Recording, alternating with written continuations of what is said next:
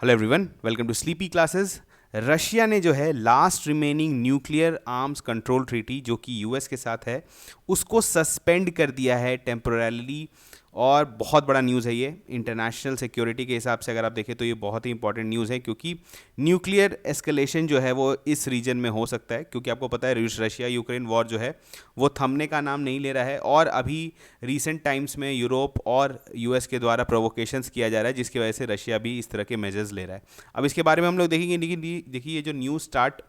जो ट्रीटी है ये आपके एग्जाम पॉइंट ऑफ व्यू से भी इंपॉर्टेंट हो सकता है, क्योंकि अगर इंटरनेशनल ट्रीटी पर बेस्ड क्वेश्चन आता है तो ये क्वेश्चन आपसे पूछा जा सकता है। ठीक है, तो एग्जाम पॉइंट ऑफ व्यू से भी इंपॉर्टेंट है। चलिए देखते हैं। वहाँ पर देखिए जो है पुतिन ने जो है वहाँ पर एक बोल सकते हैं आप एक कॉन्फ्रेंस में ये बोला है कि वो अपना जो ये न्यू स्टार्ट ट्रीटी है, न्यूक्लियर जो वॉरहेड्स को एक तरह से कंट्रोल करती हैं यूएस और रशिया में आपस में ये ट्रीटी, इसके बारे में हम लोग डिटेल में देखेंगे। तो उन्होंने कहा है कि इस ट्रीटी को वो टेम्परेली सस्पेंड करेंगे, और जो रशियन पार्लियामेंट है, जो स्टेट डूमा बेसिकली वहाँ के लोअर हाउस ऑफ पार्लियामेंट को कहते हैं, तो उन्होंने भी डिसाइड किया है कि बिल्कुल सही डिसीजन है और हम इस जो है तत्काल जो है इस ट्रीटी को सस्पेंड करते हैं। इसके अंदर जो कंट्रोल मेजर्स थे उसको जो है रशिया हो सकता है वायलेट करे आगे आने वाले दिनों में। ठीक है, अब देखिए है क्या, तो ये क्या है, बेसिकली एक ट्रीटी है जो कि प्रोवाइड करता है आपका ऑन साइट इंस्पेक्शन। ठीक है, इसके बारे में अगर हम लोग थोड़ा सा जानना चाहें तो ये पहले स्टार्ट कैसे हुआ था, तो ये इसका फुल फॉर्म है स्ट्रैटेजिक आर्म्स रिडक्शन ट्रीटी। ठीक है,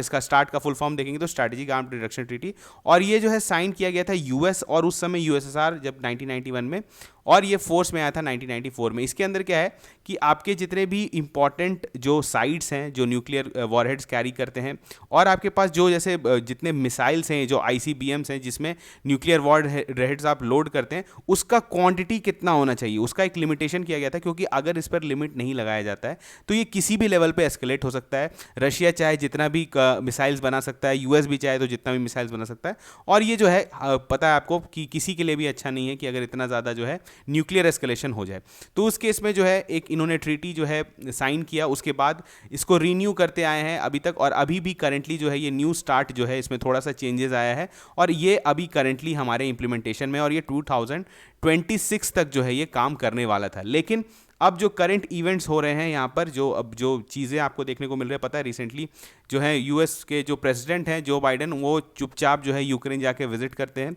वहाँ पर लोगों को सपोर्ट देते हैं, और उन्होंने वादा किया है कि वो बहुत सारा न्यूक्लियर वेपन्स तो आप नहीं बोल सकते हैं, और भी बहुत सारे मिसाइल जैसे हॉविट्जर मिसाइल्स और डिफरेंट टैंक्स जो हैं वो देने के लिए जो है यूक्रेन को वादा किया है। तो एक तरह से आप बोल सकते हैं यूएस के द्वारा एस्केलेशन देखने को मिल रहा है, तो रशिया का जो है ये सब स्टेप्स आपको देखने को मिल रहा है। अब आप देखेंगे अगर इस ट्रीटी में हमने बोला कि देखिए क्या होता है कि 18 on site inspections per year जो है यूएस और रशियन टीम को दिया जाता है, कि जैसे यूएस की टीम रशिया में आती है और रशिया की टीम यूएस में जाती है, वो ऑन साइट इंस्पेक्शन करते हैं और देखते हैं कि कितना स्ट्रैटेजिक आर्म्स जो है वो डिप्लॉय करके रखें, कितना रेडी टू यूज स्टेज में है, ये सारी चीज़ जो है उसका एक वो डेटा रखते हैं कि एक तरह से कॉन्फिडेंस बिल्डिंग हो आपस में, और ऐसा नहीं हो कि आप कुछ भी जो है क्रिएट किए जा रहे हैं और फिर उस केस में एस्केलेशन हो सकता है। तो ये बहुत ही अच्छा ट्रीटी था जो कि इन फंक्शन था, लेकिन अब जो है दिख रहा है कि यहाँ पर मुश्किल हो सकता है। ठीक है, अब यहाँ पर देखिए जो बाइडेन है, इनका जो मूव्स है, अब ये बहुत ही चुपचाप से जो है एक छोटे से प्लेन से पहुँच गए यूक्रेन और पोलैंड।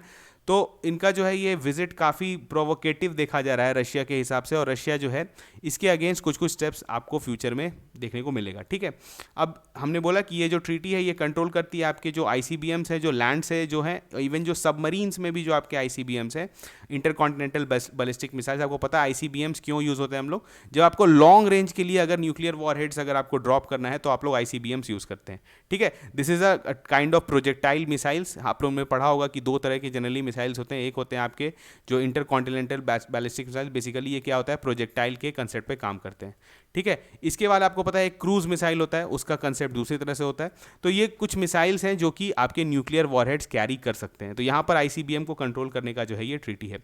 इसके लेकिन जो है इस ट्रीटी के अंदर क्या कहा गया है कि रशिया जो है वो उन्होंने अपने उनकी तरफ से स्टेटमेंट आया है कि वो वॉरहेड लिमिट करेंगे, अभी वॉरहेड जो है वो इंक्रीज नहीं करेंगे, लेकिन जो आपके जो फ्रीक्वेंट जो विजिट्स होते हैं यूएस और जो हमने देखा कि यूएस और रशिया के द्वारा, उसको करंटली सस्पेंड कर दिया गया है, और अभी करंटली विजिट्स नहीं हो सकता। ऐसे भी कोविड के बाद जो है ये सारा जो है सर्वे नहीं किया गया है, तो अभी ये स्टे पर था, लेकिन अब इसके बाद जो है अभी और भी स्टे कर दिया गया है, और ये जो है